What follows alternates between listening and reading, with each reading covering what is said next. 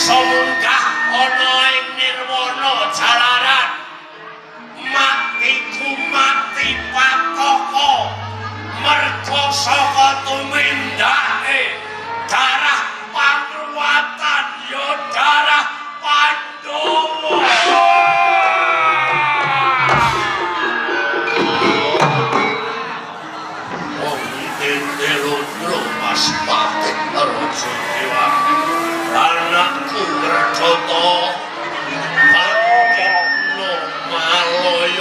sumuh bali ning swarga bandang bapakmu adimu mbahmu yen kowe bisa numpas tapesake darah pangruatan kang manggoning mamenang cukup semene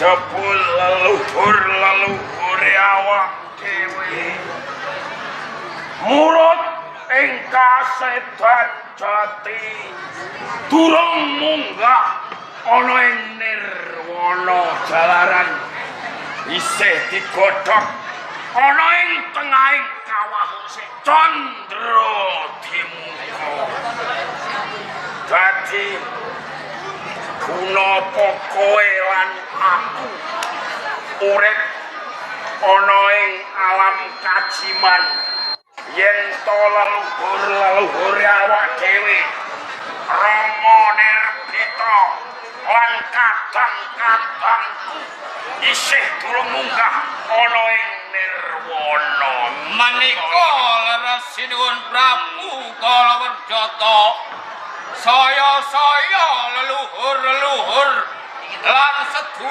sedulur kita mati dipun krena yang sanes ingkang mongko panjenengan dipun lairake wujud dalu kedahipun panjenengan saged sabelopati marang leluhur nggih sedulur kula samas Kalawerdati ora kleru apa lagi wae dikandhake kelawan Solo Marito jejering menungso jejerana lanang wong tuwa mati disabelo mendem jerunjunjung duras mane wong jebul darah pangruatan keparang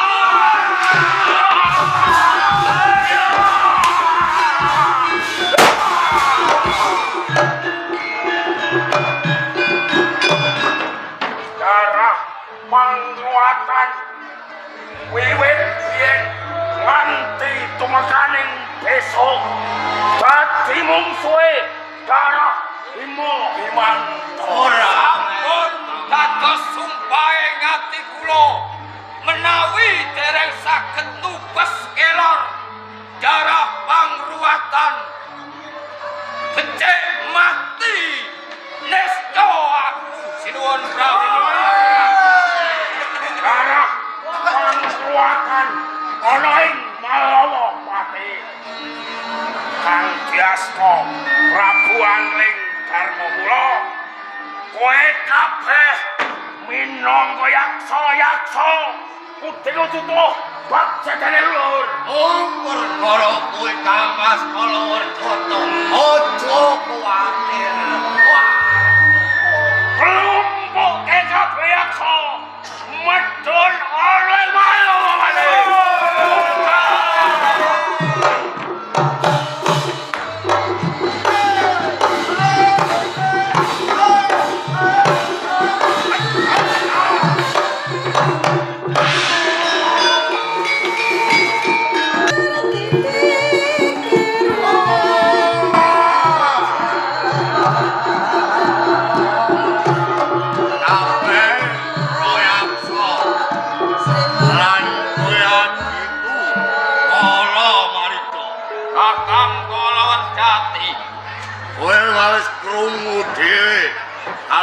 Mas Prabu Kalawerdata butuhake bebarisane Royaksa lan titian Krita Joli Jemana apa wis kok cepate sedaya yaksa uga rampen saha Krita Kencana sampun sumadya yen kaya ngono ra susah kesuwende tak utus budalke titian Krita Joli Jemana Beke budake ngestaken jawuh Para yaksa siaga makarya ngesti sanjata lumaksana mah gitu. Tajo! Ojo padha tumuli balik malaya kusuma kalamun durung bisa brasto dara pangruwatan Tajo!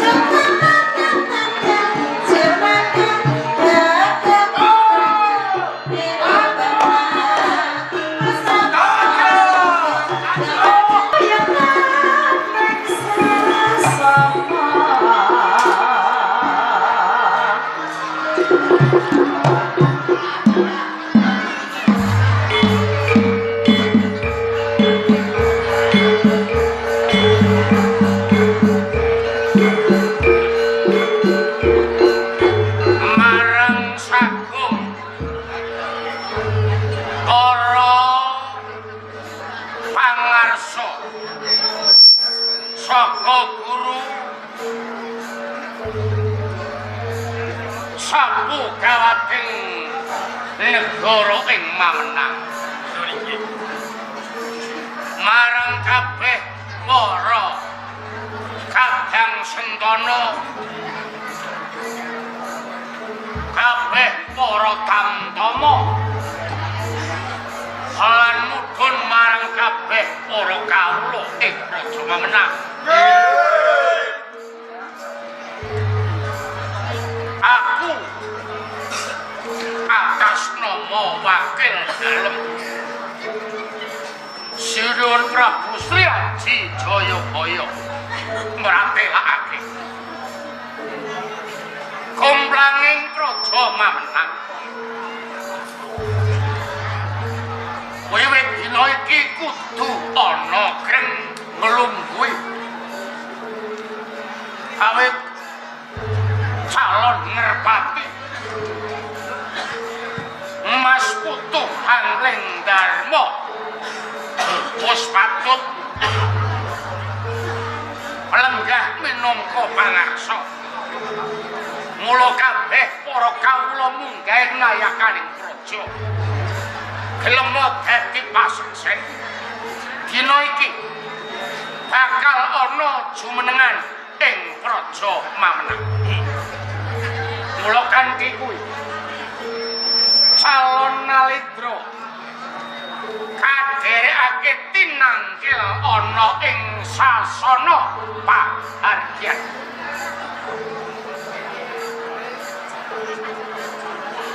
Tak ambali sepisan meneh calon Nalendra supaya tinangkil ana ing sasana pawiwahen.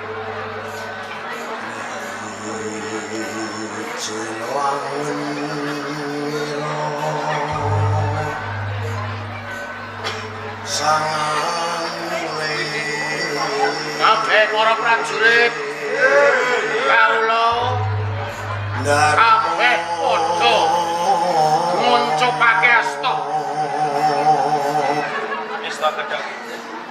lampah ira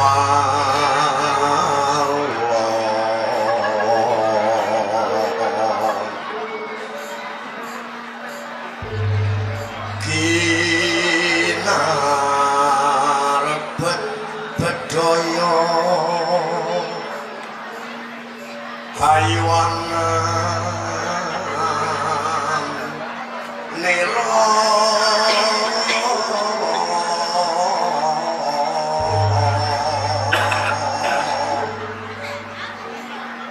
solah ira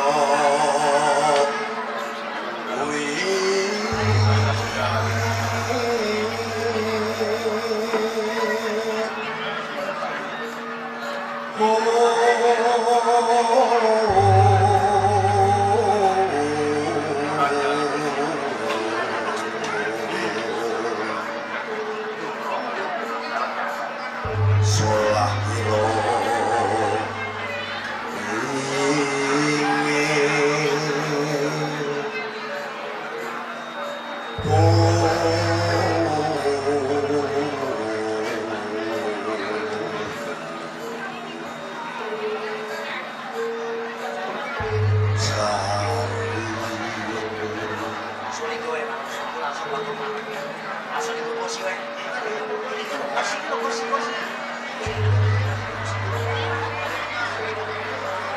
kabeh para saka guru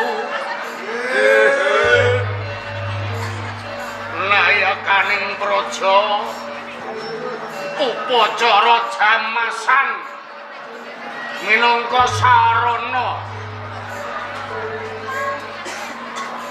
adicara jumenengan kawiwitan kang sepisan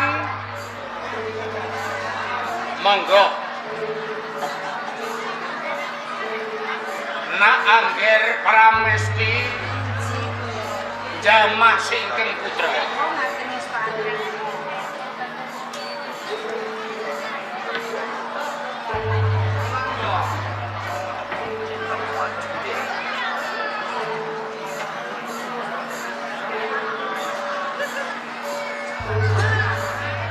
rada mundur sithik nduk ben ketok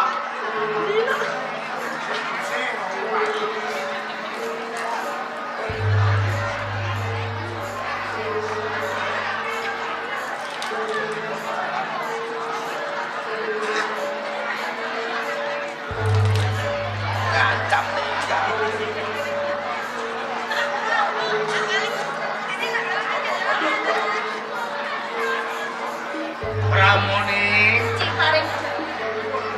ora ketang kepiye wae kowe ya diwenangake melu jamasi ingkang kulunan ya.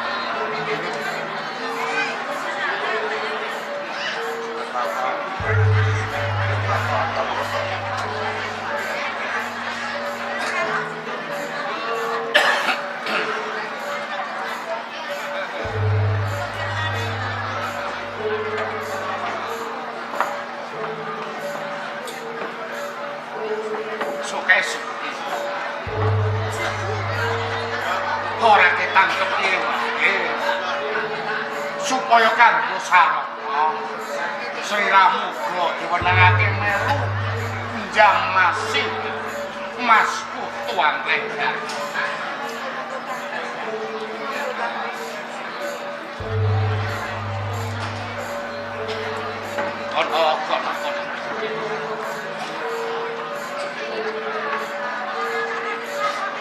ora usah nangis.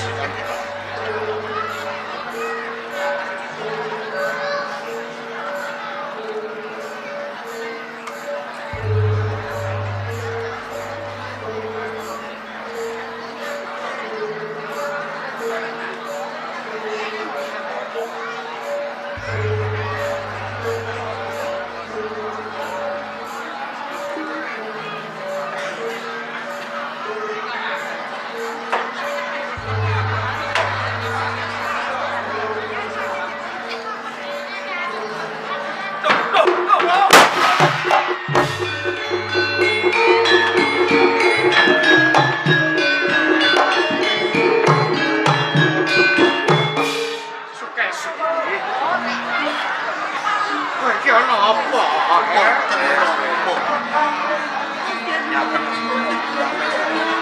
Lek kok sampean tak terus ya, Ger.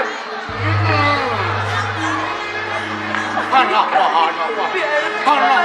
Iramu ipikaringan kawan ulunmu mati. Kula boten main bedurah dipun penggali putih. Dengan kecahan pun putus. Saiki iramu wis dadi prayoman ning agama mati. Nyuwun. Iramu ati dan kataku yo langgar prabaning karmu. Bibi, kula badhe janji dumateng panjenengan. Kalamun kula sebelum ratu wonten ing praja Mataram. Kula badhe ngupati dumateng putra panjenengan. Kula janji. Kula boten kepati-pati wangsul ing Mataram. Menawi ing mungguraken putra panjenengan. Kene, sukses iki. Percaya marang Mas Putu Anggrek. Rama uga semono uga. Umpama bisa netesake waspa. Rama uga wis nangis. Nanging iki upacara wigati aja nganti netesake waspa ing Bantala.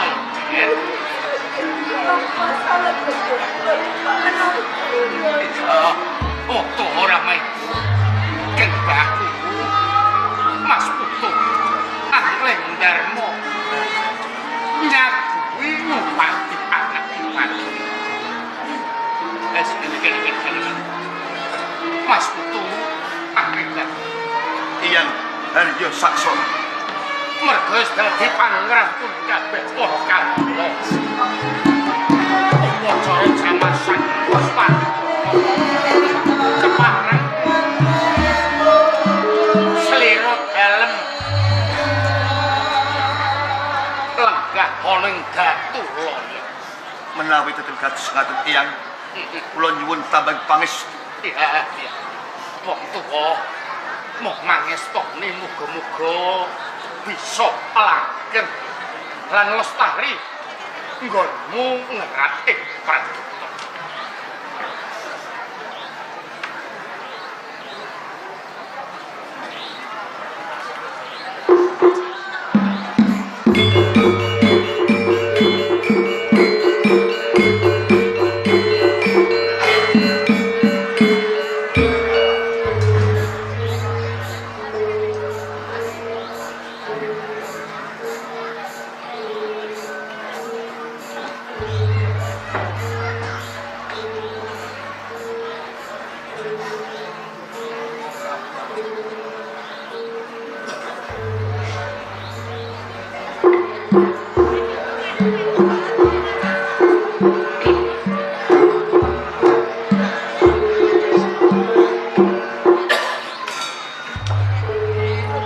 Dumateng Iyang Haryo Sakso Mas Putu Anggrek lan sliramu kadang kadangipun kakang. Mas. Saksenono pun kakang bakal dijuluk Sang Prabu Angling Darmo.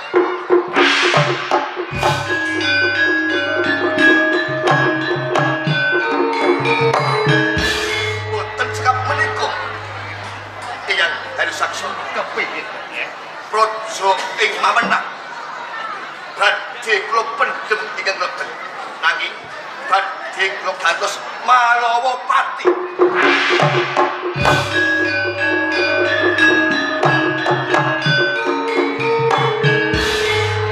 Lo luwih prayoga Mas Putu. Lo saiki kabeh kawicaksanan ana ing astana. Iyang sak menika kula badhe ngujuti dumateng Bibi. Ring medal sak menika putranipun Ical Pinangki. Keparma kula badhe nilaraken praja wonten ing Malawa Dek titipaken dumateng Eyang lan saksurawan kadang-kadang. Kaya yen pancen praterane kaya ngono. Eyang meling marang slira dalem. Pamun wis bisa ketemu marang Kadang Iramadin.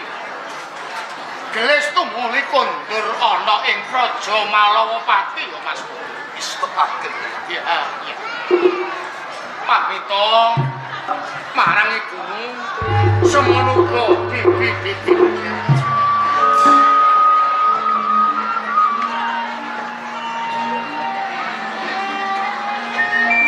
Kula nyuwun pangestu dumateng Kanjeng. Pangestune iku mung kanggo sliramu. Muga-muga sliramu nindakaken kesedihan apa sing dadi karenan. Nemokake marang Kadang.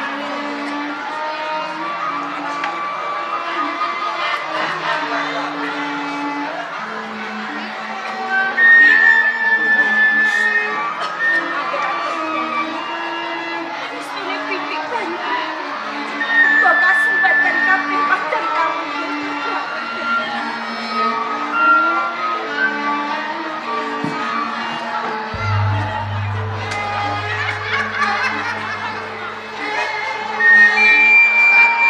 Kula nyuwun pamit. Yakin arep Subalapati. Kula sampun janji dumateng Amin bareng muncul aku bakal mati. Kula boten berani maksa nek tinggal.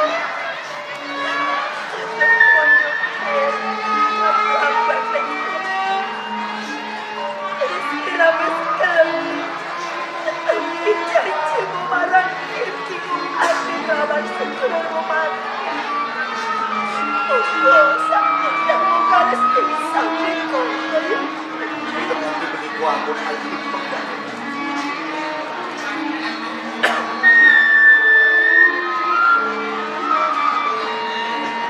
Nyuwun pamit.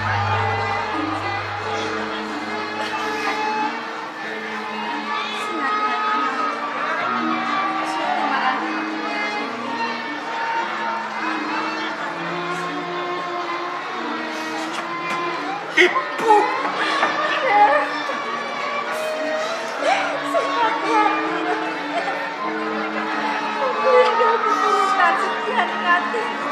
Pangestu dipun.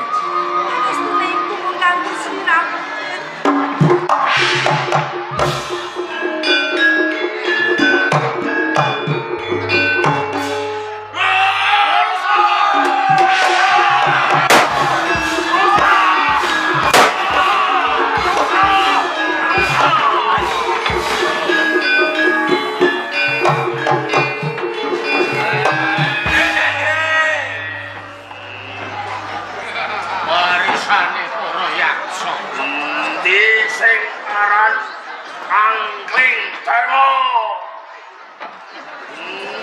Angling Darma ora ana ing papan kene. Ora usah goroh. Ora usah ngapusi karo aku. Mergo Angling Darma mapan ana ing Malawapati. Kita kanggo wijanarga tanggung jawab piro? Kowe pengen golek Kang Mas Angling Darma iki?